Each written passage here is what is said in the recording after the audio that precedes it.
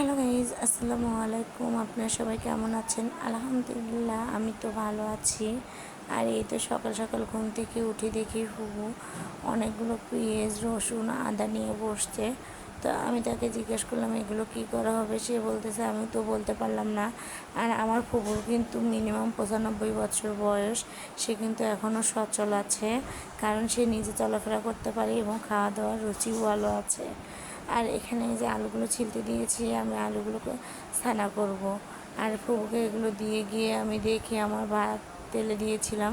সকালে কিন্তু ঠান্ডা ভাতটা তেলে দিয়ে খাবেন, ভালো লাগে। আর এর সঙ্গে যদি একটু ডিম ভাজা হয় তাও ভালো লাগে। আর এখানে দেখেন একদম পুড়ে গেছে নিচে, আর কি করার আছে। আর আজকে সকালের আবহাওয়াটাও কিন্তু অনেক ঠান্ডা ঠান্ডা লাগতেছে। আর আমি সেই দৃশ্যটাও আপনাদের সঙ্গে শেয়ার করলাম। তো এখন আমি ওই তেলে দেওয়া ভাতটা সবাইকে দিয়ে দিই। তো চিন্তা করলাম 2-4 জন এখনও খায়নি, তাদের জন্য একটু ভাত উঠাই দিই। তো এখন আমি এই চালগুলোকে ধুয়ে নিয়ে ভাতটা উঠাই দেবো, আর এর সঙ্গে একটু আলুটাও দিয়ে দেবো। তাহলে আমার কাজটা কিন্তু খুব সহজেই হয়ে যাবে।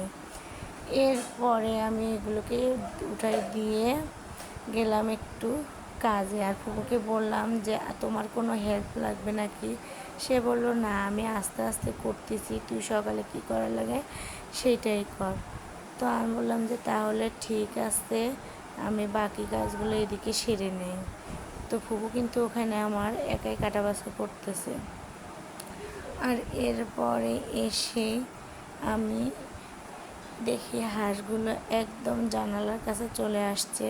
সকালে ওদেরকে খাওয়ান দেওয়া হয়নি। ওদেরকে কিছু খাওয়ান দিয়ে কবিতরের জন্য এখানে কিছু চাল নিয়ে নিলাম। আর কবিতরগুলোকে ছেড়ে দিয়ে আগে প্রথমে আমি চাল দিয়ে দিই।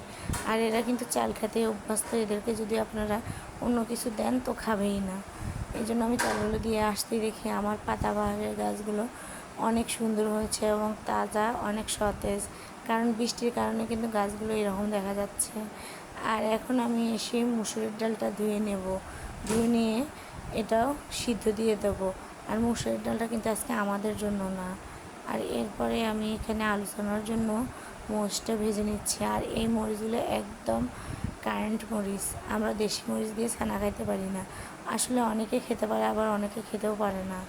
এরপরে আমি মরিচগুলোকে ভেজে নিয়ে ভাবলাম যে শুধু কি আর আলু ছানা দিয়ে সকালেই চলে, একটু কয়েকটা ডিম ভেজে নিই, তাহলে মনে হয় আলু ছানার সঙ্গে একটু ভালো লাগবে। তো গরম ভাতের সঙ্গে যদি হয় ডিম ভাজা আলু ছানা, তো জমিয়ে খাওয়া যাবে। আর এখানে এসে দেখি আমার ফুফুর কাজে হেল্প করতেছে আমার মা। তো একজন একজনকে আর এত কিছু করতে পারে? আর সবাই মিলে যদি করি কাজ, তাহলে তো আর সমস্যাই নেই। আর এর মধ্যে আমি ডিমগুলোকে এখন ভেজে নেব। আর আমি কিন্তু ডিম অনেক সুন্দর করে ভাজতে পারি। আজ এ পর্যন্তই। আপনারা সবাই ভালো থাকবেন। আল্লাহ হাফেজ।